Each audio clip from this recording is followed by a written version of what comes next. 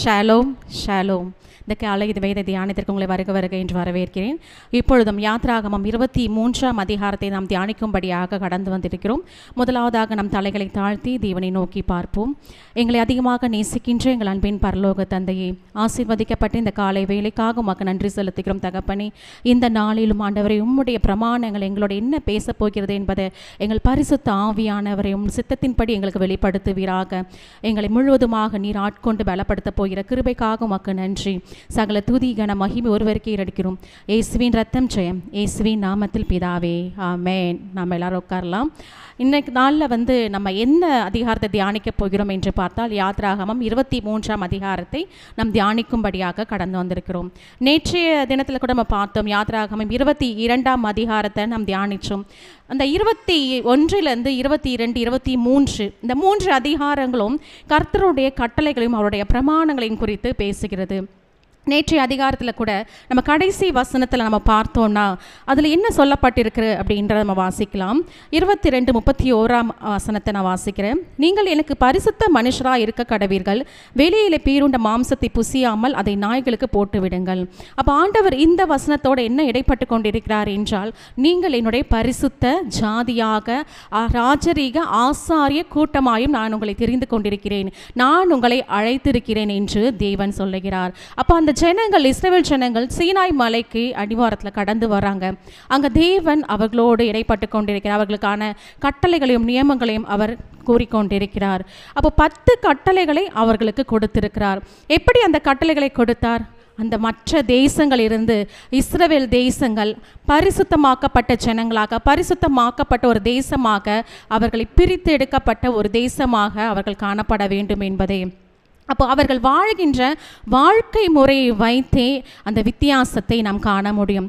அப்போது நாமளும் இந்த நாட்களில் கர்த்தருக்கென்று நாம் பிரித்தெடுக்கப்பட்ட ஜனங்களாக காணப்படுகிறோம். அவருக்கென்று பரிசுத்தம் உள்ள சந்ததிகளாக நாம் பிரித்தெடுக்கப்பட்டிருக்கிறோம். அப்போ நம்ம வித்தியாசத்தை நம்ம எப்படி காட்ட முடியும்? நம்ம வாழ்கின்ற அந்த வாழ்க்கை முறையை வைத்து தான் நம்ம தேவனுடைய பிள்ளைகள் என்ற அந்த வித்தியாசத்தை நாம் காண முடியும். ஹல்லேலூயா.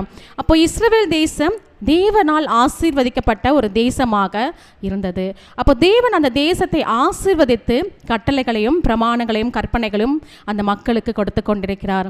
அப்போ இந்த 21, 22, 23 இந்த 3 அதிகாரமும் பார்த்தா தேவனுடைய சட்டங்கள், அவருடைய நியாய தீர்ப்பு குறித்து கூறப்பட்டுள்ளது.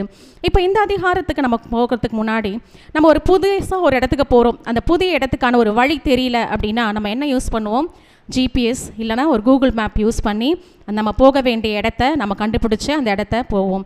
அதே மாதிரி தான் நமக்கு தேவன் கொடுத்த இந்த கட்டளைகளும் கற்பனைகளும் எதற்காக என்றால், நாம் பரிசுத்தமாய் வாழ்ந்து அவருடைய பிரசன்னத்துக்குள்ளாக நாம் கடந்து போக வேண்டும் என்பதற்காகத்தான், நம்முடைய இருதயத்தை பரிசுத்தப்படுத்த வேண்டும் என்பதற்காகத்தான் தேவன் கொடுக்கப்பட்ட ஜிபிஎஸ் மாதிரி தான் இந்த சட்டங்கள், இந்த பிரமாணங்கள், இந்த கட்டளைகள் அமைந்துள்ளது. அப்போ சில மக்கள் சொல்லலாம், இந்த சட்டங்களும் இந்த கட்டளைகளும் பழைய ஏற்பாட்டு காலத்தில் வாழ்ந்தவங்களுக்கு தான், நம்ம புதிய ஏற்பாட்டு காலத்தில் நம்ம வாழ்ந்து கொண்டிருக்கிறோம், இது நமக்கு தேவையில்லை அப்படின்னு சொல்லலாம். ஆனால் ஆண்டவராகிய இயேசு கிறிஸ்துவே மத்தேயு 5ஆம் அதிகாரத்தில் கூட 17ஆம் வசனம் 18ஆம் வசனத்தை நம்ம வாசிக்கும் பொழுது தெரியும், அவர் என்ன சொன்னிருக்காருன்னா, அந்த நியாய பிரமாணத்தை நான் நிறைவேற்றுவதற்காகவே வந்தேன் என்று சொல்லும்படியாக அந்த வசனங்கள் காணப்படுகிறது. அப்போ நம்ம இந்த நாட்களை நாம் யாரை பின்பற்றி வாழ்ந்து கொண்டிருக்கிறோம்? நம்ம இரட்சகராகிய இயேசு கிறிஸ்துவை நாம் பின்பற்றி வாழ்ந்து கொண்டிருக்கிறோம். அப்போ அவர் என்ன சொல்லியிருக்காரு? மத்தேயு 5ஆம் அதிகாரத்தில் 17ஆம் வசனத்தை 18ஆம் வசனம் ஆண்டவராகிய இயேசு கிறிஸ்துவை என்ன சொல்லியிருக்காரு? அந்த நியாய பிரமாணத்தையும் அந்த தீர்க்க தரிசனங்களும் நான் நிறைவேற்றுவதற்கு தான் வந்தேன். அப்போது வானமும் பூமி ஒழிந்து போனாலும் அவருடைய வார்த்தைகள் ஒழிந்து போவதில்லை. அப்போ தேவனால அந்த மனிதர்களுக்கு சீனாய் மலையில் அவங்களுக்கு கட்டளைகளாக தேவனிடத்திலிருந்து புறப்பட்டு வந்த அந்த வார்த்தைகள் அது ஒரு நாளும் அழிந்து போவதில்லை என்று சொல்லப்பட்டிருக்கிறது. அப்போ இந்த நியாய பிரமாணம் எதற்காக என்றால், பரிசுத்தத்திற்கென்று நம்ம பிரித்தெடுக்கப்பட வேண்டியதாய் காணப்படுகிறது. அப்போ மக்கள் பரிசுத்தமாய் வாழ வேண்டும் என்பதற்காகத்தான் இந்த சட்டங்களும் கட்டளைகளும் கொடுக்கப்பட்டிருக்கிறது. இந்த 21ஆம் அதிகாரத்திலிருந்து 23ஆம் அதிகாரத்தில் அந்த கொடுக்கப்பட்ட அந்த சட்டங்களும் அந்த கட்டளைகளும் எதை அடிப்படையாக கொண்டிருக்கனால், முதலாவதாக கொடுக்கப்பட்ட அந்த 10 கட்டளைகளை அடிப்படையாக கொண்டு தான் இந்த 23ஆம் அதிகாரத்தில் இருக்க இந்த கட்டளைகள் பிரமாணங்கள் நமக்கு வழி நடத்தும்படியாக காணப்படுகிறது. அப்போ நம்ம பரிசுத்தமாக இந்த பூமியில் வாழ வேண்டும் என்றால் நாம் அப்படி வாழும்பொழுது தான் நாம் தேவனுடைய மகிமையை வெளிப்படுத்துவர்களாக, நம் தேவனுக்கு சாட்சிகளாக நாம் வாழ்கிறவர்களாக காணப்படுவோம். அதனால தான் இந்த அதிகாரத்திற்கு நான் ஒரு தலைப்பு கொடுக்க போகிறேன். ஜிபிஎஸ் நம் வாழ்க்கைக்கும் அழைப்புக்கும் உதவுகிறது. அப்போ ஆண்டவருடைய சட்டங்கள், அவருடைய பிரமாணங்கள் நம் வாழ்க்கைக்கு உதவுகிறது. அப்போ 1 முதல் 9 வரைக்கும் நான் ஒரு தலைப்பு கொடுக்குறேன். நீதியும் நேர்மையும் உள்ள இருதயத்தோடு இருக்க வேண்டும். 10லிருந்து 19 வரை கர்த்தருடைய கால அட்டவணையை கவனியுங்கள். 20லிருந்து 33 வரை முழு இருதயத்தோடு கீழ்ப்படிந்து ஊழியம் செய்யுங்கள். இப்போ 3 பகுதிகளாக இந்த அதிகாரத்தை நான் பிரிக்கிறேன். முதலாவது 3 வசனங்களை பார்க்கிறோம். முதலாவது வசனத்தில் என்ன சொல்லப்பட்டிருக்கிறது? அபாண்டமான சொல்லை ஏற்றுக்கொள்ளாயாக. இப்போ மற்றவர்கள் பேசுகின்ற அந்த பழி போடுகின்ற அந்த வார்த்தைகளை நீ ஏற்றுக்கொள்ளாத, உன் மனதில் அதை ஏற்றுக்கொண்டு உன்னுடைய சிந்தைகளை அந்த எதிர்மறையான சிந்தைக்குள்ளாக நீ கொண்டு போகாத அப்படின்றதுக்காக தான் இந்த வார்த்தைகள் நம்ம கொடுக்கப்பட்டுள்ளது. அப்போ கொடுமையுள்ள சாட்சிக்காரனாக இருக்க ஆகாதவனோடு களவாதிருப்பாயாக. அப்போது நாம் எப்படி வாழ வேண்டும் என்பதை ஆண்டவர் இந்த கட்டளைகள் மூலமாக நமக்கு வெளிப்படுத்தி கொண்டிருக்கிறார். தீமை செய்ய திரளான பேர்களை பின்பற்றாதிருப்பாயாக. வழக்கிலே நியாயத்தை புரட்ட மிகுதியானவர்களின் பட்சத்தில் சாய்ந்து உத்தரவு சொல்லாதிருப்பாயாக.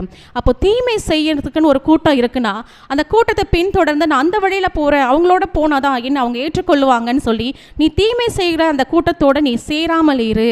நீ வழக்கில் வந்து நியாயத்தை புரட்டுறதுக்காக உன்னுடைய வார்த்தைகளை புரட்டி பேசாதே என்பதற்காக ஆண்டவர் நமக்கு பரிசுத்தமாய் வாழும்படியாக இந்த கட்டளைகளை நமக்கு சொல்லிக் கொண்டிருக்கிறார். அது மாத்திரமல்ல, ஒரு விஷயத்தில் நியாயம் தீர்ப்பதற்கு முன்பாக தரித்திரனுடைய முகத்தை பாராயாக. அப்போது நம்ம பார்ஷாலிட்டி, பாகுபாடு பார்த்து யாருக்கும் இந்த நியாயத்தை தீர்க்கக்கூடாது என்று ஆண்டவர் இந்த இடத்துல நம்மோடு இடைப்பட்டு கொண்டிருக்கிறார். நம்ம மேலும் வாசிப்போம் 4லிருந்து 6. இந்த 4வது வசனம் என்ன சொல்லுது? நம்முடைய அண்டை வீட்டாரையும் நாம் நேசிக்க வேண்டும், நம் சுற்றி இருக்கிற மக்களை நாம் நேசிக்க வேண்டும் என்பதற்காகத்தான் இந்த கட்டளைகள் நமக்கு கொடுக்கப்பட்டிருக்கிறது. அப்போ உன் சத்துருவின் மாடாவது அவனுடைய கழுதையாவது தப்பி போக கண்டால் அதை திரும்ப அவனிடத்தில் கொண்டு போய் விடுவாயாக.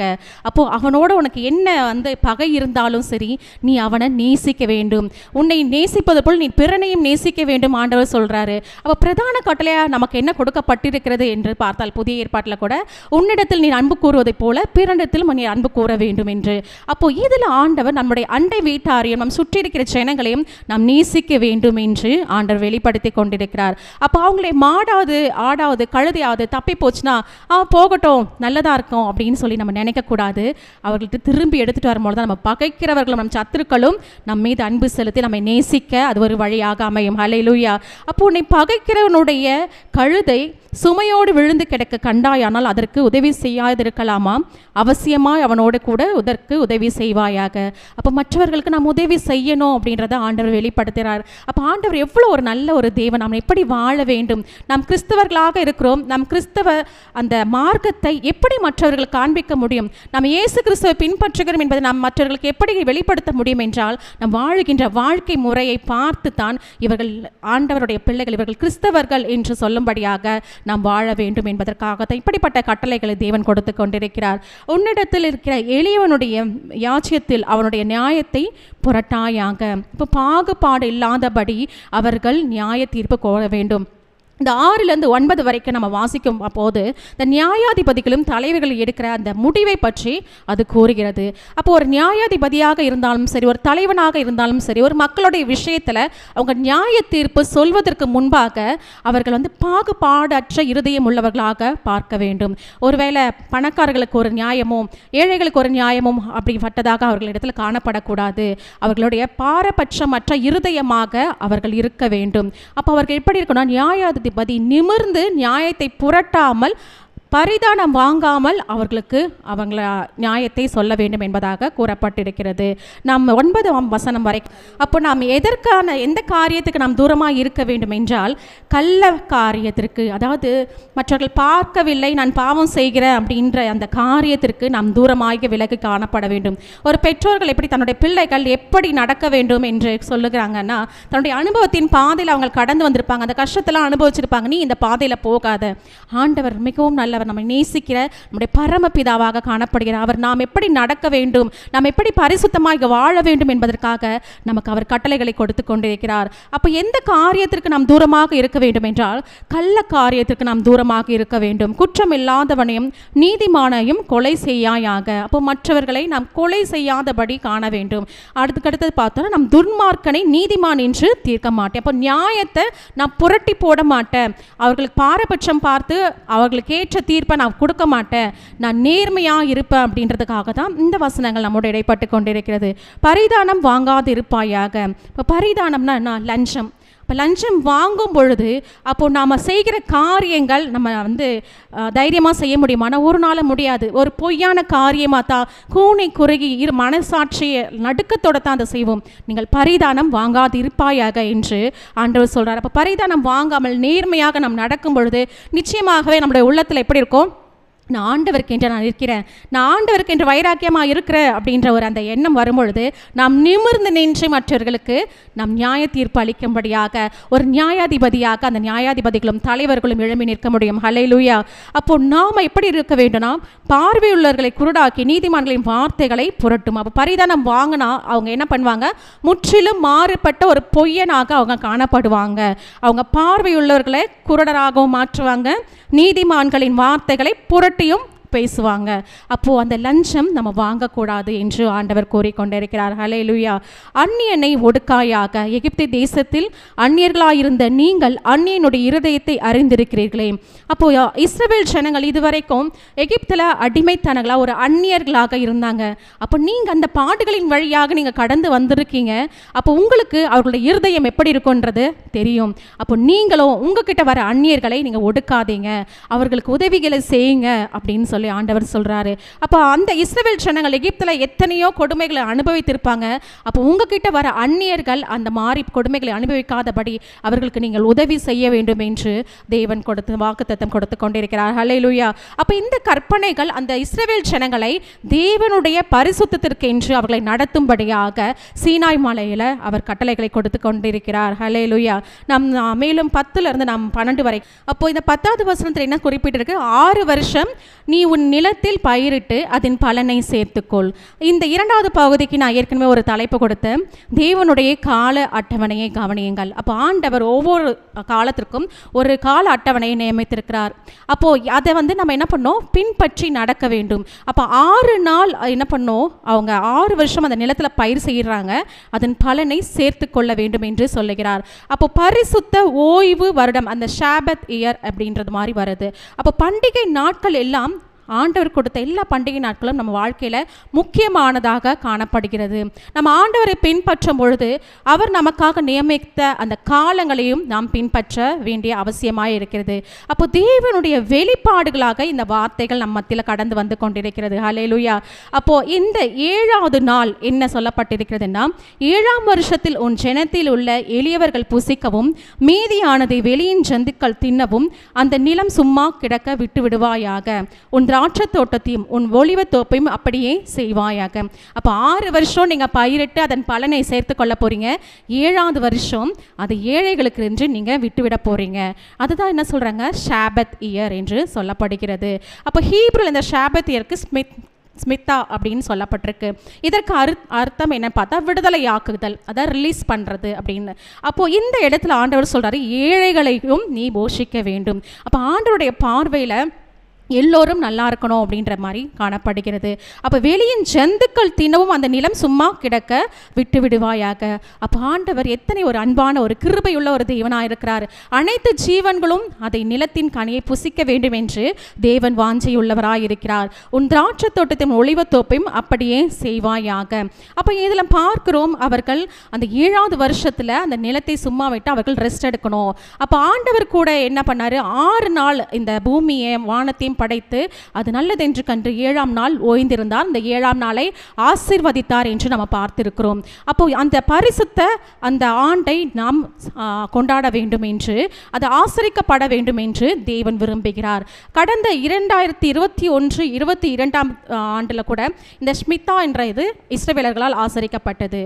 மறுபடியும் இந்த ஸ்மித்தா எப்போ வருது அப்படின்னு பார்த்தா 2028 2029 மீண்டுமாக அது அனுசரிக்கப்பட போகிறது. அதாவது செப்டம்பர் 28, 2028 டே ஆஃப் அட்டோன்மெண்ட், அதாவது பாவர் நிவாரண பண்டிகையின் இதிலிருந்து 2029 பாவர் நிவாரண பண்டிகை வரை இந்த 7வது வருடம் ஜூப்ளி இயர், அதாவது ஸ்மிதா கொண்டாடப்படுகிறது. இந்த ஸ்மிதா என்பது மிகவும் முக்கியமாக காணப்படுகிறது. ஏனென்றால் இந்த ஆண்டில் தான் நிறைய அரசியலில், பொருளாதாரத்தில், காலநிலைகளில், விளைச்சல்களை, இயற்கையில் நிறைய மாற்றங்களை தேவன் கொண்டு வருகிறார். நம்மளுடைய 5782, அதாவது 2021 2022 கூட நம்ம பார்த்துருக்கிறோம். அந்த ஆண்டு நம்ம ஒவ்வொரு ஆளும் மறக்க முடியாத ஒரு ஆண்டு. ஏனென்றால் அந்த ஆண்டில் கோவிட் என்ற ஒரு பேண்டமிக் வந்துச்சு. அப்போ அந்த காலத்தில் யாரும் வெளியில் போகக்கூடாது, எல்லாரும் என்ன பண்ணாங்க, வீட்டில் ரெஸ்ட் எடுத்தாங்க. அப்போ அந்த தொற்று காலத்தில் கூட அனைவரும் வீடுகளில் அந்த ஓய்ந்திருக்கும் பொழுது அப்போது இயற்கை எப்படி இருந்துச்சு, மீண்டுமாக புதுப்பிக்கப்பட்டது. அப்போது நிலங்கள் எப்படி இருந்தது, மீண்டுமாக புதுப்பிக்கப்பட்டது. ஓசோன் லேயரில் நிறைய ஓட்டை விழுந்துருச்சு அப்படின்னு சொன்னாங்க. ஆனால் அந்த நாட்கள், அந்த வருடத்தில் எல்லோரும் ஜனங்களும் ஓய்ந்திருக்கும் பொழுது அந்த ஓசோன் லேயரில் இருந்த ஓட்டைகள் கூட அடைக்கப்பட்டு அந்த ஓசோன் லேயரும் புதுப்பிக்கப்பட்டதாக காணப்படுகிறது. அப்போது ஹல்லேலூயா. அப்போ ஆண்டவர் கொடுக்கிற ஒவ்வொரு காலங்களும் நம்முடைய வாழ்க்கையில் மிக முக்கியமானதாக காணப்படுகிறது. சரி, இதற்கு முன்பாக எப்பொழுது அவர்கள் அந்த ஸ்மிதா என்றதை கொண்டாடினாங்கன்னு பார்த்தா 5775. என்ன இது 5782 5775 என்று சொல்கிறோன்னா, இது ஹீப்ரு வருடம், எபிரேய கால அட்டவணையின்படி அவர்களுடைய வருடத்தின் அடையாளமாக காணப்படுகிறது. நம்மளதில் எப்படி 2014 2015 சொல்லப்படுகிறோமோ அதே போல் அவர்களில் 5782 5775. அதாவது 5775 2014 2015 கூட என்ன மாற்றங்கள் வந்தது அப்படின்னு பார்த்தா, மிட் ஆஃப் ஈஸ்ட், அதாவது கிழக்கத்தின் நாடுகளின் மத்தியில் அந்த ஒரு யுத்தம் ஏற்பட்டது. IS தீவிரவாதிகள் மத்தியில் ஒரு யுத்தம் ஏற்பட்டதுனால 11,000க்கும் மேலான ஜனங்கள் கொல்லப்பட்டதாக காணப்படுகிறது. மேலும் 5768 ஆண்டு, அதாவது ஹீப்ரு அட்டவணையின்படி, நம்மளுடைய கால அட்டவணையின்படி பார்த்தா 2007 2008 வரையும் பார்த்தா உலக அளவில் ஒரு பொருளாதாரத்தில் ஒரு மாற்றம் கொண்டு வரப்பட்டது. அதுக்கடுத்து பார்த்தா 2000 2001 வரை, அதற்கு முன்பதாக இந்த ஸ்மிதா கொண்டாடப்பட்டது. அந்த இடத்துல நம்ம எல்லாரும் கேள்விப்பட்டிருக்கோம், உலகத்தில் மிகவும் பிரபலமான அமெரிக்காவில் நியூயார்க்கில் இருக்க அந்த ட்வின் டவர் இடிக்கப்பட்டது. அப்போ ஸ்டாக் மார்க்கெட்டில், பங்கு சந்தையில், அந்த வர்த்தகத்தில் ஒரு பெரிய ஒரு மாற்றம் அந்த ஆண்டில் நடந்தது. அப்போது 57 அதற்கு முன்பாக பார்த்தா 5754, அதாவது 1986 1987 அரசியல் அமைப்பில் ஒரு பெரிய மாற்றம் நடந்தது. இதே போல தான் ஒவ்வொரு ஆண்டும் ஒரு மாற்றங்களை நாம் பார்த்து கொண்டிருக்கிறோம். அப்போ இந்த சாபத் இயர்லேயே ஆண்டவர் ஒவ்வொரு காரியத்தை புதுப்பித்து கொண்டிருக்கிறார். அப்போ இதெல்லாம் நம்மளுடைய தீமைக்கா அப்படின்னா நிச்சயமாக இல்லை, நம்முடைய வாழ்வின் நன்மைக்காகவே ஆண்டவர் இதை ஏற்படுத்தியிருக்கிறார். அப்போ இந்த ஜூப்ளி இயரில் நாம் என்ன செய்ய வேண்டும்னா, அடிமைகள் யாவரும் விடுதலையாக்கப்பட வேண்டும். 6 நாள் உன் வேலை செய்து 7ஆம் நாள் உன் மாடும் உன் கழுதையும் இளைப்பாரும், உன் அடிமை பெண்ணும் பிள்ளையும் அந்நியனும் இளைப்பாரும் ஓய்ந்திருப்பாயாக. அப்போ அவங்க விடுதலை ஆக்கப்பட வேண்டிய ஒரு காலமாக அது காணப்படுகிறது. ஹல்லேலூயா. அப்போ 12வது வசனத்தில் அதுதான் சொல்லப்பட்டிருக்காங்க. ஓய்வு நாளை குறித்து கூறப்பட்டிருக்கிறது. இது வரைக்கும் நம்ம பார்த்தோம் சாபட்டிக்கல் இயர், ஸ்மிதா என்று நம்ம பார்த்தோம். இதில் பார்க்கிறோம் ஓய்வு நாள் என்று குறிப்பிடப்படுகிறது. அப்போ ஓய்வு நாள் என்றால் சனிக்கிழமை, அதாவது வெள்ளிக்கிழமை மாலை 6 மணியிலிருந்து சனிக்கிழமை மாலை 6 மணி வரை இது கொண்டாடப்படுகிறது. அந்த நாளில் என்ன பண்ணோம், நம்ம ஆண்டவருடைய பாதத்தில் அமர்ந்து நம்ம குடும்பமாக நாம் தேவனுக்கு என்று நாம் நேரத்தை செலவிட வேண்டும். நம்ம குடும்பமாக நம்மளுடைய குடும்பத்திற்கு அந்த நேரத்தை ஒதுக்கி தர வேண்டும்.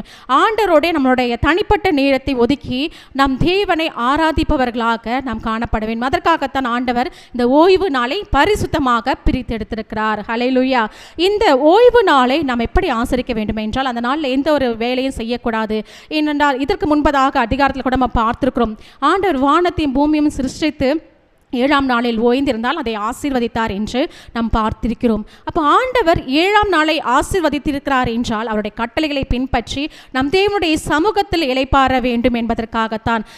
பொதுவாக பார்த்தா நம்மளுடைய கால அட்டவணையின்படி நம்ம வேலைக்கு போயிட்டு நம்ம ரெஸ்ட் எடுப்போம். ஆனால் ஆண்டவர் நம்மளை ரெஸ்ட் எடுத்துட்டு உங்களுடைய வேலைகளை ஆரம்பி அப்படின்னு சொல்கிறாரு. அப்போ எவ்வளோ ஒரு நல்ல ஒரு தேவனாக இருக்கிறாரு. யார் அப்படி சொல்லுவான்னா? யாருமே சொல்ல மாட்டாங்க. ஒரு எஜமானாக இருந்தால் கூட எனக்கு முதல்ல நீ வேலை செய், அதுக்கப்புறம் நீ போய் ரெஸ்ட் எடுன்னு சொல்லுவாங்க. ஆனால் ஆண்டவர், நீ முதலாவது நீ வந்து என்னுடைய சமூகத்தில் இழைப்பார், நீ ரெஸ்ட் எடு, அதுக்கப்புறம் உன்னுடைய வேலையை துவங்கு அப்படின்னு சொல்கிறாரு. அப்போ எத்தனை ஒரு கிருபையும் இரக்கமும் அன்பும் நிறைந்த தேவனாக காணப்படுகிறார். ஹல்லேலூயா. நாம் மேலும் 13ஆம் வசனத்திலிருந்து 15 வரை அப்போ இதில் பார்க்கிறோம், நான் உங்களுக்கு சொன்னவைகள் யாவற்றிலும் சாவதானமாக இருங்கள், அந்நிய தேவர்களின் பேரை சொல்ல வேண்டாம், அது உன் வாயிலிருந்து பிறக்க கேட்கப்படவும் வேண்டாம். அப்போ ஆண்டவருக்கென்று பரிசுத்தமுள்ள சந்ததிகளாக பிரித்தெடுக்கப்பட்ட நாம் அந்நிய தேவர்களுடைய வார்த்தைகளை கூட நாம் சொல்லக்கூடாது. அப்போ பரிசுத்த அந்த ஓய்வு நாளில் நாம் எப்படிப்பட்டவர்களாக நம்ம பேசுகின்ற அந்த வார்த்தைகளை கூட நாம் கவனம் உள்ளவர்களாக நாம் காணப்பட வேண்டும். நம்ம வாயிலிருந்து புறப்படுகிற வார்த்தைகளை குறித்து நாம் எச்சரிப்பு உள்ளவர்களாக காணப்பட வேண்டும். அப்போது இந்த ஸ்மிதா அந்த பரிசுத்த ஆண்டு மறுபடியும் எப்போ கொண்டாட போகிறோம்னா 2028 29 வரைக்கும் நம்ம கொண்டாட போகிறோம். ஆனால் இது வரைக்கும் ஆண்டவர் வந்து அநேக காலநிலை மாற்றங்களை கொண்டு வந்திருக்கிறாரு. வருகின்ற வருடத்தில் என்ன நடக்கும், என்ன நடந்தாலும் தேவன் நம்மோடு இருக்கிறார். ஹல்லேலூயா. அப்போ இதில் பார்க்கிறோம் 14 19 வரைக்கும் நம்ம பார்க்க போகிறோம். வருஷத்தில் 3 தரம் எனக்கு பண்டிகை ஆசரிப்பாயாக. அப்போ ஆண்டவரே அந்த ஒரு பண்டிகையை நியமித்து குறித்திருக்கிறார். அப்போ புளிப்பில்லா அப்ப பண்டிகையை கொண்டாடி நான் உனக்கு கட்டளையிட்டபடி ஆபிப் மாதத்தின் குறித்த காலத்தில் 7 நாள் புளிப்பில்லா அப்பம் புசிப்பாயாக. அந்த மாதத்தில் எகிப்திலிருந்து புறப்பட்டாயே, என் சந்நிதியில் வெறுங்கையாய் வர வேண்டாம்.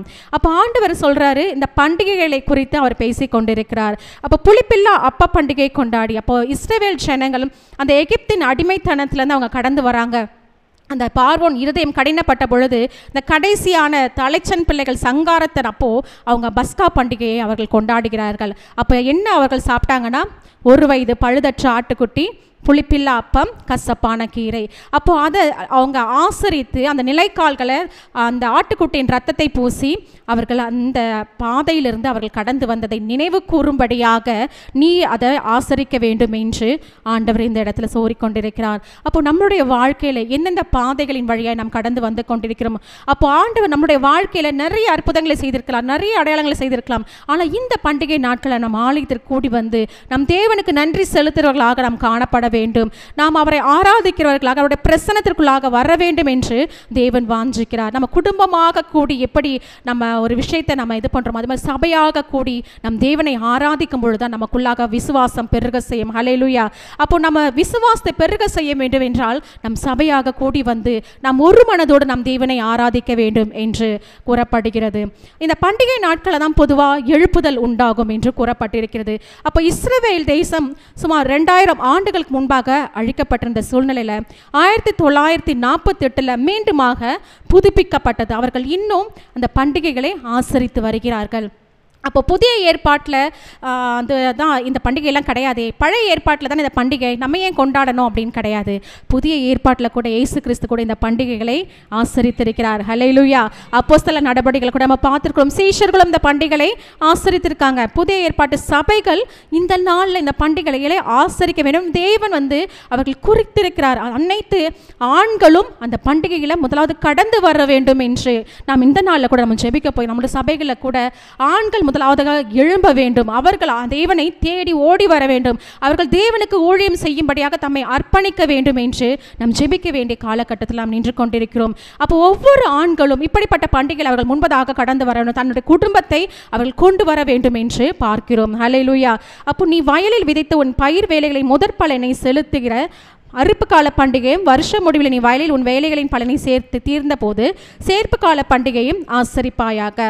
வருஷத்தில் 3 தரம் உன் ஆண் மக்கள் எல்லாரும் கர்த்தராகிய ஆண்டவருடைய சந்நிதியில் வர கடவர்கள். அப்போ இந்த பண்டிகைகளை நம்ம கொண்டாடும் பொழுது ஆண் மக்கள் அனைவரும் சபைக்கு வர வேண்டும். இந்த நாளில் நம்ம அவங்களை என்கரேஜ் பண்ண வேண்டும். அப்போ அவங்க சபைக்கு வந்து அவங்க முதலாவது எழும்பும் பொழுது தான் குடும்பத்தில் எழுப்புதல் உண்டாகும், பின்பாதாக சபையில் எழுப்புதல் உண்டாகும். சபைகளின் எழுப்புதல் தான் தேசத்தின் எழுப்புதலாக காணப்படுகிறது. ஹல்லேலூயா. அப்போ ஏனுக்கேடும் பலியின் இரத்தத்தை புளித்த மாவுடன் செலுத்த வேண்டாம், எனக்கிடும் பலியின் கொழுப்பை விடியற்காலம் வரைக்கும் வைக்கவும் வேண்டாம். அப்போ இந்த பண்டிகைகளை தேவன் ஒரு நியமத்தை குறிப்பிட்டிருக்காரு. அப்போ நம்ம அதையெல்லாம் கடைபிடிக்க வேண்டும் என்பதற்காக. உன் நிலத்தில் முதல் விளைச்சல்களின் முதற்கனி உன் தேவனாகிய கர்த்தருடைய ஆலயத்துக்கு கொண்டு வருவாயாக. வெள்ளாட்டுக்குட்டியை அதன் தாயின் பாலிலே சமைக்க வேண்டாம். வழியிலே உன்னை காக்கியதற்கும் நான் ஆயத்தம் பண்ண ஸ்தானத்திற்கு உன்னை கொண்டு போய் சேர்க்கிறதுக்கும் இதோ நான் ஒரு தூதரை உனக்கு முன்னே அனுப்புகிறேன். ஹல்லேலூயா. அப்போ நம்ம பார்க்கிறோம் இந்த 3 பண்டிகைகள் என்ன. இப்போ 3 பண்டிகைகள் சொல்லியாச்சு. அந்த 3 பண்டிகைகள் என்னன்னா, முதலாவது பஸ்கா, அதாவது பாஸ் ஓவர். அது எப்படி குறிப்பிடப்படுகிறது அப்படின்னா, ஃபீஸ்ட் ஆஃப் அன்லீவன் பிரெட் அப்படின்னு சொல்லப்படுது. அடுத்தது பார்த்தா பெந்தெகோஸ்தே பண்டிகை, அதாவது அறுப்பின் கால பண்டிகையாக காணப்படுகிறது.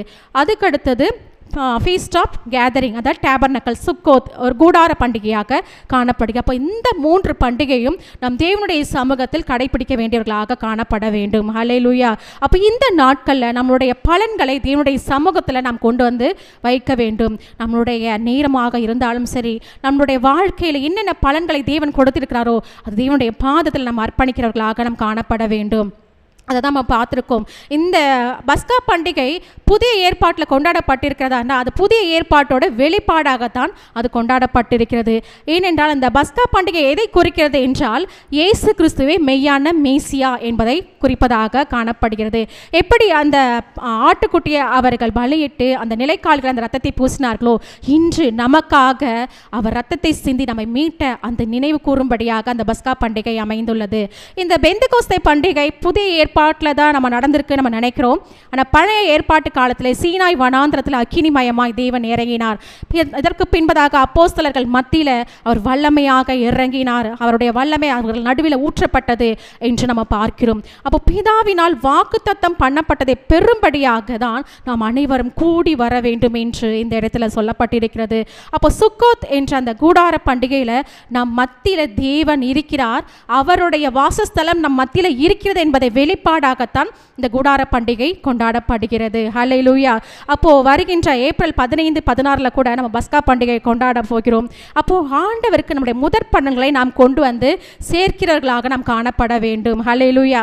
இப்பொழுது நாம் அடுத்த 3வது பகுதிக்கு நேராக நம்ம கடந்து போக போகிறோம். அதாவது முழு இருதயத்தோடு முழு ஆத்மாவோடு நாம் தேவனுக்கு கீழ்ப்படிந்து ஊழியம் செய்ய வேண்டும். நாம் 20 to 25 வரைக்கும் நம்ம இந்த 20வது வசனத்திலிருந்து நம்ம பார்த்தோமானால், வழியில் உன்னை காக்கிறதற்கும் நான் ஆயத்தம் பண்ணின ஸ்தானத்துக்கு உன்னை கொண்டு போய் சேர்க்கிறதுக்கும் இதோ நான் ஒரு தூதரை உனக்கு முன்னே அனுப்புகிறேன். இதை பார்க்க போனால் அந்த ஜனங்களை வழி நடத்துகிற மோசையை குறிப்பிடுவதாக காணப்படுகிறது. ஆனால் அந்த அந்த கண்மலையாகிய இயேசு கிறிஸ்து நிழலாக அங்கே ஒரு தூதனாக காணப்படுகிறார். ஹல்லேலூயா. அவர் நமக்கு வாக்குத்தத்தம் பண்ணப்பட்ட அந்த தேசத்திற்கு கொண்டு போகும்படியாக அவர் முன்பாக நமக்கு கடந்து போவார். அவருடைய வார்த்தைகளுக்கு செவி கொடுங்கள், அவரை கோபப்படுத்தாதீர்கள் என்று சொல்லப்பட்டிருக்கிறது. அப்போ அவர் துரோகங்களை அவர் பொறுப்பதில்லை என்று என் நாமம் அவர் உள்ளத்தில் இருக்கிறது, நீ அவர் வாக்கை நன்றாய் கேட்டு நான் சொல்வதெல்லாம் செய்வாயாகில் நான் உன் சத்துருக்களுக்கு சத்ருவாயும் உன் விரோதிகளுக்கு விரோதியாயும் இருப்பேன். ஹல்லேலூயா. அப்போ ஆண்டவருடைய வார்த்தைகளுக்கு நாம் கீழ்ப்படிந்து செவி கொடுக்கிறவர்களாக காணப்பட வேண்டும். அப்படி கீழ்ப்படியும் பொழுது ஆண்டவர் நமக்கு முன்பாக இருக்கிற எல்லா சத்துருக்களின் கோட்டைகளும் அவர் தகர்த்தெறிய வல்லவராய் இருக்கிறார். ஹல்லேலூயா. நீ அவர்களுடைய தேவர்களை பணிந்து கொள்ளாமலும் சேவியாமலும் அவர்கள் செய்களின்படி செய்யாமலும் அவர்களை நிர்மூலம் பண்ணி அவர்களுடைய சிலைகளை உடைத்து போடுவாயாக. அப்போ இது தீர்க்க தரிசனமாக கூறப்படுகிறது. அப்போ வருங்காலத்தில் இந்த இஸ்ரவேல் ஜனங்கள் பின்மாறி போய் அவர்கள் பின்மாற்றத்தில் போய் சிலை வழிபாடுகள் மத்தியில் அவர்கள் போகக்கூடாது என்பதற்காக தேவன் முன்பதாக அது எச்சரிக்கும் விதமாக கூறப்பட்டிருக்கிறது. ஏனால் தேவன் ஒருவரே தேவன், அவர் மாத்திரமே நம்மை வழி நடத்தி கொண்டிருக்கிறார். இந்த 10 கற்பனைகளில் முதலாவது கற்பனை அதுதான், என்னை என்று உனக்கு வேற தேவர்கள் உண்டாயிருக்க வேண்டாம். அப்போ நம்ம வேறு அந்நிய தேவர்களை நீங்க ஆராதிக்க வேண்டிய அவசியமே இல்லை அப்படின்னு சொல்றாங்க. அப்போ 7 விதமான ஆசீர்வாதங்களை ஆண்டவர் இந்த இடத்துல நமக்கு வெளிப்படுத்தி கொண்டிருக்கிறார். ஹல்லேலூயா. இப்போ ஆண்டவரை மட்டும் நம்ம சேவித்தோம்னால் அவர் நம்மளுடைய விரோதிகளை அவர் சங்காரம் பண்ணுவார். கர்த்தரை நமக்கு போதிக்க வல்லவராக இருக்கிறார். நம்முடைய குறைவுகளின் மத்தியில் அவர் நமக்கு போஷித்து நடத்துகிறவர்களாய் அவர் காணப்படுகிறார். அவர் நம்ம குணமாக்குகிற கர்த்தராக காணப்படுகிற எந்த வியாதியின் மத்தியிலும் அவர் நமக்கு விடுதலையா தந்து அவரை நம்ம மீட்க வல்லவராக இருக்கிறார் என்று அந்த ஆசீர்வாதங்கள் வர வேண்டுமானால் அவரை மாத்திரமே நாம் சேவிக்க வேண்டும் என்று. அப்போ வெற்றியாய் நம்முடைய வாழ்க்கையில் நாம் வாழ வேண்டும் என்றால் நம் தேவனுடைய தேவனுடைய வார்த்தைகளுக்கு செவி கொடுத்து அவரை மாத்திரமே நாம் சேவிக்க வேண்டும். ஏனென்றால் நாம் சத்துருக்களின் மத்தியில் நாம் யுத்தம் செஞ்சால் நிச்சயமா தோற்று போயிடும். ஆனால் யுத்தம் யாருடையது? கர்த்தருடையது. கர்த்தர் நம் வாழ்க்கையில நின்று நமக்காக யுத்தம் பண்ண வேண்டும் என்றால் நாம் அவருடைய வார்த்தைகளுக்கு செவி கொடுத்து நாம் கீழ்ப்படிய வேண்டும். அப்போ நிலத்தை நமக்கு ஏதாவது ஒன்று சுதந்திரிக்க வேண்டும் என்றால் இந்த வானத்தையும் பூமியும் சிருஷ்டித்த கர்த்தராகிய அவருக்கு புத்திர ஸ்வீகாரத்தை தந்திருக்கிற நாம் எப்படி சுதந்திரிக்க முடியும் என்றால் அவருடைய வார்த்தைகளுக்கு கீழ்ப்படிந்து நடக்கும் பொழுதுதான். ஒரு பெற்றோருடைய பிள்ளைகள் எப்படி அவங்க பெற்றோர்கள் கீழ்ப்படிந்து நடக்கும் பொழுது அந்த சொத்துக்கள் அவர்களுக்கு ஏற்படுதோ, அதே போல வானத்தையும் பூமியும் சிருஷ்டித்த நம் கர்த்தராலே தான் நம்ம அதை சுதந்திரிக்க முடியும்.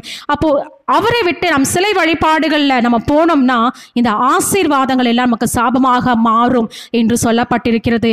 அதுதான் இந்த 33 வசனம் வரைக்கும் அதுதான் சொல்லப்பட்டிருக்கு. அப்போ அவங்க சிவந்த சமுத்திரம் தொடங்கி பெலிஸ்தரின் சமுத்திரம் வரைக்கும் வனாந்திரம் தொடங்கி நதி வரைக்கும் நிலையா இருக்கும்படி செய்வேன். நான் அந்த தேசத்தின் குடிகளை உங்கள் கையில் ஒப்பு கொடுப்பேன், நீ அவர்களை முன்னின்று துரத்தி விடுவாய். இப்போ கர்த்தரே நம் பட்சத்தில் இருந்து அவர் யுத்தம் செய்கிறவராய் காணப்படுகிறார். ஹல்லேலூயா. அவர்களோடும் அவர்கள் தேவர்களோடும் நீ உடன்படிக்கை பண்ணாதிருப்பாயாக. அப்போ நம்ம வாழ்கின்ற காலத்தில் நாம் எச்சரிக்கை உள்ளவர்களாக கவனம் உள்ளவர்களாக தேவனுடைய வார்த்தைகளுக்கு நாம் செவி கொடுக்கிறவர்களாக காணப்பட வேண்டும். அவர்கள் உன்னை எனக்கு விரோதமாக பாவம் செய்ய பண்ணாதபடிக்கு உன் தேசத்திலே குடியிருக்க வேண்டாம், நீ அவர்கள் தேவர்களை சேவித்தால் அது உனக்கு கண்ணியாயிருக்கும் என்றார். ஹல்லேலூயா. அப்போ இப்படிப்பட்ட ஆசீர்வாதங்கள் நம்முடைய வாழ்க்கையில வர வேண்டும் என்றால் நிச்சயமாகவே நாம் தேவனை மாத்திரமே சார்ந்திருக்க வேண்டும். அவரே நம்மை போஷிக்க வல்லவராய் இருக்கிறார் என்று நாம் விசுவாசிக்க வேண்டும். அவருடைய கட்டளைகளுக்கும் கற்பனைகளுக்கும் நாம் செவி கொடுத்து அதன்படி நடக்க வேண்டும். அவருடைய சட்டங்கள் எதற்காக என்றால் நம்முடைய பரிசுத்த வாழ்க்கைக்கென்று அதை நாம் மாற்றிக்கொள்ள வேண்டும் என்பதற்காகத்தான் இந்த நியாயப்பிரமாண சட்டங்கள் கொடுக்கப்பட்டிருக்கிறது. அப்போ இந்த நாளில் கூட நான் தலைப்பு கொடுத்த எப்படி ஒரு GPS என்ற அமைப்பு நமக்கு வழிகாட்டுகிறதோ அதே போல ஆண்டவருடைய பரிசுத்த பிரசனம் நம்ம வாழ்க்கைக்கு வழிகாட்டும்படியாக காணப்படுகிறது. அப்போ இந்த நாளில் நமக்குன்னு ஒரு இலக்கை தேவன் வைத்திருப்பார். அந்த இலக்கை நாம் அடைய வேண்டும் என்றால் நம்மளுடைய GPS என்ற அந்த பரிசுத்த ஆவியானவரை நாம் ரிசீவ் பண்ண வேண்டும். அவருடைய வல்லமையை நாம் பெற்றுக்கொள்ள வேண்டும். எப்படி அப்போஸ்தலர் நாட்கள் அவருடைய வல்லமை ஊற்றப்பட்டதோ இந்த நாட்களிலும் அவருடைய வல்லமை நம் மத்தியில் ஊற்றப்பட வேண்டும் என்று நாம் ஜெபிக்க வேண்டும். அவருடைய வல்லமை ஊற்றப்படும் பொழுதுதான் ஆண்டவர் நமக்கு வைத்திருக்கிற அந்த சித்தத்தின் பாதையில நாம் கடந்து போக முடியும். அப்போ ஆண்டவர் நம்மை குறித்து என்ன சித்தத்தை வைத்திருக்கிறார் என்று தேவன் நமக்கு வெளிப்படுத்துவார். அப்போ இந்த நாளில் நம் பரிசுத்த ஆவியானுடைய வல்லமை பெறும்படியாக அவர் நம்முடைய மத்தியில இறங்கி வர வேண்டும் என்று இந்த நாளில கூட நாம் எழுந்து நின்று நாம் தேவனை நோக்கி ஆராதிக்க போகிறோம். அவருடைய கட்டளைகளும் அவருடைய பிரமாணங்களும் நம்மை நல்வழிப்படுத்தவே அப்படிப்பட்ட கட்டளைகளை நாம் பின்பற்ற வேண்டும். அதற்கான பலத்தையும் வல்லமையும் இந்த நாளில கூட ஆவியானவர் நம் மத்தியில ஊற்றம்படியாக நாம் எழுந்து நின்று தேவனை ஆராதிப்போம். அப்பா பிதாவே, இது இந்த வேலையில கூட தகப்பனே இந்த அதிகாரத்தின் மூலியமா அநேக வார்த்தைகள் எங்க கூட பேசினதுக்காக உமக்கு நாங்கள் நன்றி செலுத்துகிறோம். அப்பா இப்பொழுதும் அடியிலே மறைத்து நீர் வெளிப்படுங்க. நான் சுயமாய் ஒன்றும் பேசாதபடிக்கு பரிசுத்த ஆவியானவரை என் வாயோடு இருந்து நீங்கள் பேசுங்க. இயேசுவின் ரத்தம் செய்யும் இயேசுவின் நாமத்தில் பிதாவே, ஆமேன் ஆமேன் ஆமேன். யாத்திரையாகமம் 22ஆம் அதிகாரம் 12ஆம் வசனம். 6 நாள் உன் வேலையை செய்து 7ஆம் நாளிலே உன் மாடும் உன் கழுதையும் இளைப்பாறும் உன் அடிமை பெண்ணின் பிள்ளையும் அந்நியனும் இளைப்பாறும் ஓய்ந்திருப்பாயாக என்று. இந்த வசனத்தில் பார்த்தோன்னா ஆண்டவர் ஒரு நியமத்தை கொடுக்குறாரு. என்னென்னா 6 நாளும் நீங்கள் என்ன பண்ணுங்கள், வேலை செய்யுங்க. 7ஆம் நாள் மட்டும் நீங்கள் ஓய்ந்திருந்து உங்களுக்குண்டு ஒரு நேரத்தை நீங்கள் ஒதுக்குங்கன்னு சொல்லிட்டு, அப்போ இந்த நாளையும் தேவன் என்னோடு கூட பேசிக்கொண்டு இருக்கிறாரு. நானும் பார்த்தீங்கன்னா அநேக முறை வேலைன்னு சொல்லிட்டு வேலைக்கு நிறைய நேரம் நான் முக்கியத்துவம் கொடுத்துருக்கேன். ஆனால் இந்த நாளில் ஆண்டவர் என்னோடு கூட பேசுகிறாரு. 7ஆம் நாள் ஆண்டவருக்குன்று அது ஓய்வு நாளாக இருப்பதுனால நமக்கும் ஆண்டவர் ஒரு திட்டத்தை கொடுக்குறாரு. என்னன்னா நம்ம ஓய்ந்திருக்கணும். நம்மளோட சரீரத்துலேயும் நம்ம என்ன பண்ணோம், நமக்கு பலன் வேணும்னா அந்த ஒரு நாள் என்ன பண்ணோம், ஓய்ந்திருந்து ஆண்டவர் பாதத்தில் காத்திருக்கணும். அது மாத்திரம் இல்லை, அப்படி நம்ம காத்திருக்கும் போது பார்த்திங்கன்னா நம்ம குடும்பத்துக்கும் நம்ம நேரத்தை கொடுக்க முடியும். நம்ம இன்னும் பார்த்திங்கன்னா குடும்பத்தை கட்டி எழுப்ப முடியுன்றதை இந்த வசனம் மூலயமா ஆண்டவர் என்னோட கூட பேசிக்கொண்டிருக்கார். இதனாலையும் நம்ம எத்தனையோ முறை வேலை நம்ம வேலைக்கு முக்கியத்துவம் கொடுத்துருந்தா இந்த நாளில் நம்மளை மாற்றிக்கொள்ளலாம். ஆண்டவருக்குன்ட்டு நம்ம நேரத்தை கொடுப்போம், நம்ம குடும்பத்துக்கு நேரத்தை கொடுப்போம். நம்ம சரீரத்துக்கு பலன் வேணும்னாலும் நம்ம நேரத்தை கொடுத்து ஆண்டவர் பாதத்தில் நம்ம காத்திருக்கலாம். நம்ம முன்பாக கடந்து ஆண்டவர்கிட்ட நம்ம ஒப்பு கொடுத்து நம்ம ஜெபிக்கலாமா? இதுவரையும் நேரத்தை அநேக முறை நம்ம ஏனோ தானே நம்ம நேரத்தை எதுக்கோ செலவழித்திருப்போம். ஆனால் இந்த நாள் ஆண்டவரோட வார்த்தைக்கு கீழ்ப்படிந்து நமக்கண்டு கொடுத்த அந்த ஓய்வு நாளில் நம்ம ஆண்டவர் பாதத்தில் காத்திருக்கலாம். நம்ம முடிந்தவர்கள் நம்ம முன்பாக ஒரு ஸ்டெப் எடுத்து வச்சு நான் உமக்கண்டு நான் நேரத்தை ஒதுக்குவோம்ப்பான்னு சொல்லி நம்ம ஒப்பு கொடுக்கலாமா? ஆராதிக்க வந்தோம், அன்பு கூற வந்தோம், யெகோவா தேவனையே துதித்திட வந்தோம், தொழுதிட வந்தோம், தூயவரே சுவையே. உம்மை ஆராதிக்க வந்தோம், அன்பு கூற வந்தோம், யெகோவா தேவனையே துதித்திட வந்தோம், தொழுதிட வந்தோம், தூயவரே சுவையே. அலங்கார வாசலாலே பிரவேசிக்க நிற்கிறோம், தெய்வ வீட்டின் நன்மையாலே நிரம்பிட நிற்கிறோம். அலங்கார வாசலாலே பிரவேசிக்க நிற்கிறோம், தெய்வ வீட்டின் நன்மையாலே நிரம்பிட நிற்கிறோம். உம்மை ஆராதிக்க வந்தோம், அன்பு கூற வந்தோம், யெகோவா தேவனையே துதித்திட வந்தோம், தொழுதிட வந்தோம், தூயவரே சுவையே. உம்மை ஆராதிக்க வந்தோம், அன்பு கூற வந்தோம், யெகோவா தேவனையே துதித்திட வந்தோம், தொழுதிட வந்தோம், தூயவரே சுவையே. நம் அனைவரும் கரங்களை உயர்த்தி இதுவரையும் நம்ம நேரத்தை நம்ம எதுக்கோ செலவு பண்ணியிருந்தோம்னா அதை அப்படியே ஆண்டவர் பக்கமாக திருப்பலாமா? நம்ம கைகளை உயர்த்தலாம், உயர்த்தி ஆண்டவர்கிட்ட ஒப்புரவு ஆகலாம். அப்பா, இனி எங்கள் நேரத்தை உமக்கு நாங்கள் செலவு பண்ணுவோமாப்பா. நீங்கள் ஓய்ந்திருக்க சொல்லியிருக்கீங்கப்பா. 7ஆம் நாள் உமக்குரிய நாள் என்று சொல்லியிருக்கீங்கப்பா. இதுவரையும் எங்கள் வேலைக்கு நாங்கள் முக்கியத்துவம் கொடுத்ததுக்காக அப்பா நாங்கள் மன்னிப்பு கேட்குறோமப்பா. இனி வரும் நாட்களில் அப்பா நாங்கள் உமக்கு நேரத்தை நாங்கள் செலவழிப்போமப்பா. அப்பா எங்கள் சரீரத்துக்கும் நாங்கள் ரெஸ்ட்டு கொடுப்போமப்பா. அது மாத்திரம் இல்லைப்பா, எங்கள் குடும்பத்துக்கும் இன்னும் கர்த்தாவே ஊழியத்துக்கும் அப்பா நாங்கள் எல்லாவற்றுக்கும் அப்பா இதோ தகப்பனை நாங்கள் நேரத்தை கொடுத்து அப்பா இதோ தகப்பனை ஓய்ந்திருக்கக்கூடிய அந்த பலனை எங்களுக்கு நீர் கொடுத்தமைக்காக நாங்கள் உமக்கு நன்றி செலுத்துக்கிறோம் அப்பா. இன்று அந்த ரகசியத்தை எங்களுக்கு தெரியப்படுத்தினமைக்காக உமக்கு நன்றி செலுத்துக்கிறோம் தகப்பனே. எங்கள் தேவாதி தேவனே அப்பா இதோ எங்களை இந்த நாள் அர்ப்பணித்து ஒப்பு கொடுத்தபடியினால் அப்பா இன்னும் வல்லமையாக எடுத்து எங்களையும் எங்கள் குடும்பத்தையும் எங்கள் பிள்ளைகளையும் எடுத்து வல்லமையாக நீங்கள் பயன்படுத்த போகிற கிருபைக்காக உமக்கு நாங்கள் நன்றி செலுத்துகிறோம் அப்பா. துதி கன மகிமையெல்லாம் ஒருவருக்கே செலுத்துகிறோம். இயேசுவின் ரத்தம் ஜெயம், இயேசுவின் நாமத்தில் பிதாவே, ஆமென். ஆமென். ஹல்லேலூயா. இந்த நாளிலும் கூட நம்ம பார்த்தோம், ஆண்டவருடைய பண்டிகைகளை நாம் ஆசரிக்க வேண்டும் என்பதை குறித்து.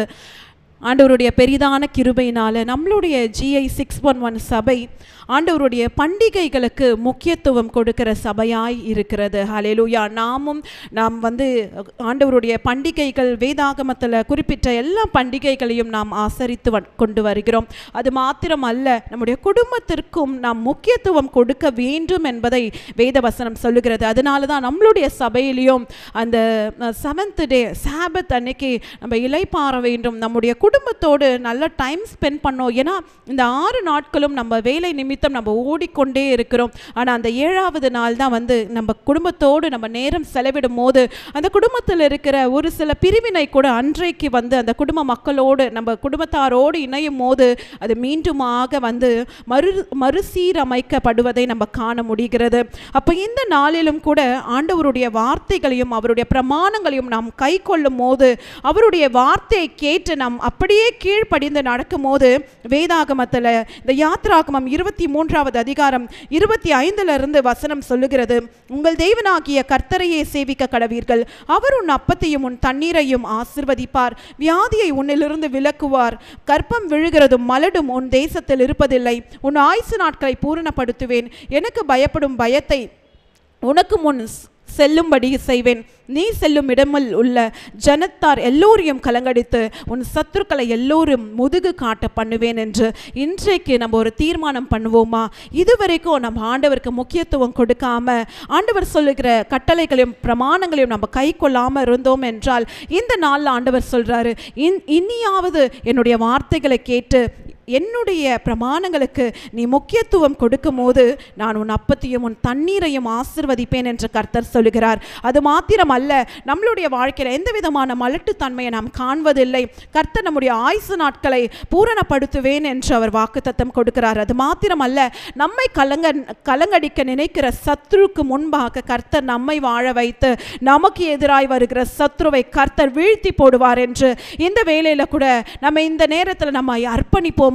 இந்த வேளையில ஆண்டவரே, நான் இனி ஆண்டவரே முழு இருதயத்தோடு முழு ஆத்துமாவோடு ஆண்டவரே நீங்க சொன்ன கட்டளைகளையும் அப்பா நீங்க சொன்ன பிரமாணங்களை எல்லாம் நாங்க கை கொண்டு நாங்க நடக்க போகிறோம். இனி உம்முடைய அப்பா வார்த்தைகளுக்கு நாங்க செவி கொடுத்து அப்பா உங்களுடைய பரிசுத்த ஓய்வு நாளை நாங்க ஆசரிக்க போகிறோம். உங்களுடைய பண்டிகைகளை நாங்கள் பரிசுத்தமாய் ஆசரிக்க போகிறோம். இதன் நிமித்தம் இந்த ஆசீர்வாதங்களை பெற்றுக்கொள்ள போகிறோம் என்று இந்த வேளையில கூட நம்ம அர்ப்பணிக்க தீர்மானிப்பவர்கள் நம்ம அப்படியே முன்பாக கடந்து வந்து நம்மளுடைய கைகளை உயர்த்தி நம்ம தேவனுக்கு முன்பாக நம்மை காண்பிப்போமா? ஆண்டவரே, இந்த நாள்ல நான் முன்பாக கடந்து வரேன்ப்பா. இதுவரைக்கும் எங்க வாழ்க்கையில எத்தனையோ தோல்விகள் வந்தது காரணம் உடைய வார்த்தைகளுக்கு நாங்க செவி கொடுக்காமல் போனதுனால தான். குடும்பத்துல கூட எத்தனையோ பிரிவினைகள் வந்திருக்கிறது. அப்பா நாங்க எங்களுடைய நேரத்தை ஒதுக்கி எங்களுடைய குடும்ப நபர்களோடு நாங்க எங்களுடைய நேரத்தை நாங்க செலவழித்திருந்தோம் என்றால் எங்க குடும்பம் கட்டப்பட்டு இந்த நாள்ல ஆசீர்வாதமாய் இருந்திருக்கும் என்று நாங்கள் விசுவாசிக்கிறோம். இந்த வேளையில கூட அப்பா நாங்கள் ஒரு தீர்மானம் பண்ணுகிறோம். ஆண்டவரே, இனி அப்பா நாங்கள் உங்களுடைய நியாயங்களையும் அப்பா உங்களுடைய பிரமாணங்களை நாங்கள் கை கொள்ள போகிறோம். நீங்கள் இன்றைக்கு எத்தனையோ ஆண்டவரை அப்பா நியாய பிரமாணங்களை எங்களுக்கு கற்றுக் கொடுத்தீங்கப்பா. அப்பா 7வது நாளில் நாங்கள் ஓய்வெடுக்க வேணும். அப்பா அந்நியர்களை ஆண்டவரே நாங்கள் உபசரிக்க வேண்டும். அப்பா இதோ ஆண்டவரே அப்பா பரதேசிகளை நாங்கள் காப்பாற்ற வேண்டும். அது மாத்திரமல்ல, கர்த்தருடைய பண்டிகைகளை நாங்கள் ஆசரிக்க வேண்டும் என்று இனி ஆண்டவரே முதலாவது உமக்கு நாங்கள் முக்கியத்துவம் கொடுப்போம். ஆண்டவரே, அடுத்தது எங்களுடைய குடும்பத்திற்கு அப்பா நாங்கள் எங்களுடைய நேரத்தை நாங்கள் கொடுப்போம். ஆண்டவரே, மூன்றாவது அப்பா இந்த உலகத்து மக்களுக்கு நாங்கள் செய்ய வேண்டிய கடமைகளை நாங்கள் செய்வோம் என்று இந்த வேளையில நாங்கள் தீர்மானம் பண்ணுகிறோம். இதுவரைக்கும் நாங்கள் ஒருவேளை அப்பா உமக்கு பிரியமில்லாததை நாங்கள் செய்திருந்தோம் என்றால் எங்களை மன்னிங்கப்பா. இந்த நாளில் எங்களுக்கு ஒரு புதிய கோட்பாடை நீங்க கற்றுக் கொடுத்திருக்கீங்க. முதலாவது தேவன், அதற்கு பின்பாக இதோ எங்களுடைய குடும்பம், அதற்கு பின்பாக அப்பா உலகம் என்பதை எங்களுக்கு நீங்க இன்று கற்றுக் கொடுத்திருக்கீங்க. நாங்க இதே கோர் வேல்யூல செல்ல, இதே கோட்பாடுகளை நாங்கள் கை கொண்டு எங்க வாழ்க்கையில நீங்க சொன்ன எல்லா ஆசீர்வாதங்களை சுதந்தரித்து எங்கள் அப்பமும் எங்கள் தண்ணீரும் ஆசீர்வதிக்கப்பட்டு எல்லா வியாதியின்றி வியாகுலமின்றி நாங்களும் எங்கள் குடும்பமும் ஆரோக்கியத்தோடு அப்பா சமாதானத்தோடு எல்லா சத்துருக்களுக்கு முன்பாக வெற்றி சிறங்க போவதற்காக உமக்கு நன்றி செலுத்துகிறோம் ஐயா. இந்த நாளில் எங்களை அர்ப்பணிக்கிறோம் அப்பா. உமக்கு பிரியமானதை மாத்திரம் செய்து ஆண்டவரே அப்பா உம்மை மகிமைப்படுத்த எங்களுக்கு நீங்க உதவி செய்ததற்காக நன்றி ஆண்டவரே. நீரே பெரியவராயிருந்து பெரிய காரியம் செய்யும். சகல துதி கன மகிமை உமக்கு ஒருவருக்கே செலுத்துகிறோம். இயேசுவின் ரத்தம் ஜெயம், இயேசுவின் நாமத்தினால் பிதாவே, ஆமென். ஹல்லேலூயா, ஷாலோம். இந்த நாள் முதற்கொண்டு கர்த்தருடைய வார்த்தைகளுக்கு நம் செவி சாய்த்து அவருடைய பிரமாணங்களை செய்து முடிப்போம். கர்த்தருடைய ஆசீர்வாதத்தை நாம் சுதந்தரிப்போம். ஷாலோம். கடைசி ஆசீர்வாதத்துக்கு நேராக கைகளை விரித்துக் கொள்ளும். ஈவரக்கா அடோனா இவ ஈஷ்மரக்கா யாஏர் அடோனாய் பனவ் அல்லக்கா விஹுனக்கா ஈஷா அடோனாய் பனவ் அல்லக்கா வயசம் லக்கா ஷாலோம் வயசம் லக்கா ஷாலோம். கர்த்தர் உன்னை ஆசீர்வதித்து காக்க கடவர். கர்த்தர் தன் முகத்தின் மேல் பிரகாசிக்க பண்ணி உன்மேல் கிருபையா இருக்க கடவர். கர்த்தர் தன் முகத்தை உன்மேல் பிரசன்னமாக்கி உனக்கு சமாதானம் கட்டளையிட கடவர். ஹல்லேலூயா, ஹல்லேலூயா, ஹல்லேலூயா.